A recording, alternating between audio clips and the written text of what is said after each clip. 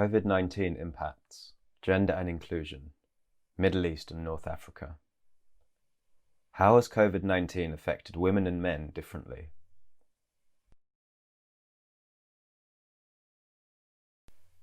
Part 3. Mohammed. To help us understand, let's speak to Mohammed. Hi, I'm Mohammad and I'm 35 years old. Before COVID, I was doing okay and I could take care of my family. I made deliveries with my donkey cart, but business stopped.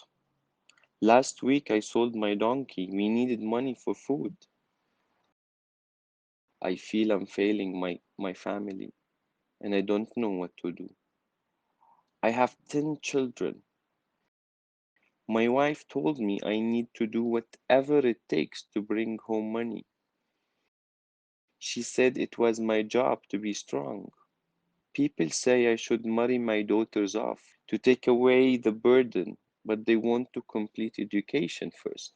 I don't know what to do. I used to get advice from my friends at the mosque, but I haven't gone there for months. I miss going there and I miss work.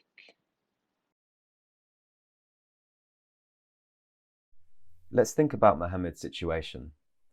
He is a middle-aged man and not considered a particularly vulnerable group, but he and his family are now facing extreme poverty. Gender norms associated to the expectations and roles of men are affecting Mohammed and his family.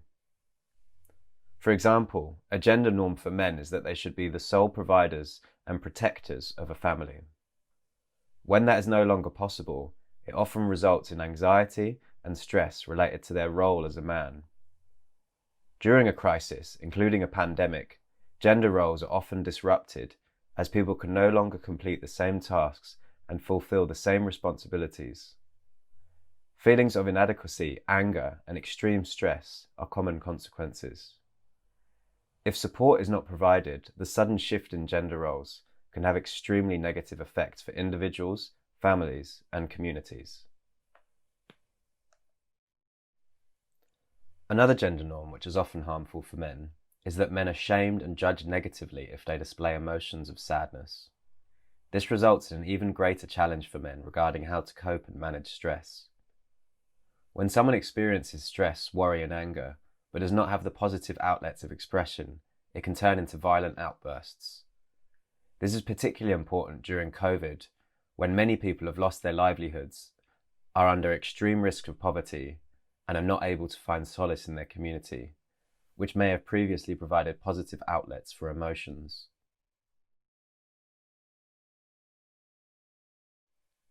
What additional challenges is he now facing since the COVID-19 pandemic? Isolation from support networks, loss of livelihood and future means of income, loss of community, increased anxiety for family care, and risks of reversing decisions on sending daughters to school before marriage. These challenges exist due to pre-existing expectations and restrictions on different genders, which have been exacerbated by COVID-19. So what do we mean by gender and inclusion? Gender is a social construct that defines the roles and responsibilities of girls, women, boys, and men in a particular society at a particular moment. The expectations and restrictions on different genders, gender norms, underpin how women and men experience the world, their opportunities, rights, and access to resources. Because of this, women, girls, boys, and men are exposed to different risks. For example, for Mohammed, he was expected to provide financially for his family and to be strong. These expectations were different to those of his wife. However, gender is not the only aspect to consider. We are not homogeneous groups of girls, women, boys, and men with the same privileges and opportunities. We are complex and have multiple identities. Many other aspects of our identity contribute to our experiences, barriers, and risks in the world. We need to always consider gender and age, as these always create different needs, but people may also identify with other groups that are considered at high risk of being disproportionately impacted by COVID-19. UNDP Sudan identified specific groups at risk of exclusion. These include older people, adolescent children and youth, people living with disabilities, people living with mental health conditions, people who are migrants, refugees, or displaced, people with insecure and informal work or in extreme poverty, people living with HIV/AIDS or pre-existing health conditions, people living in informal settlements, slums, or homeless people, nomadic communities in remote rural areas, and minorities.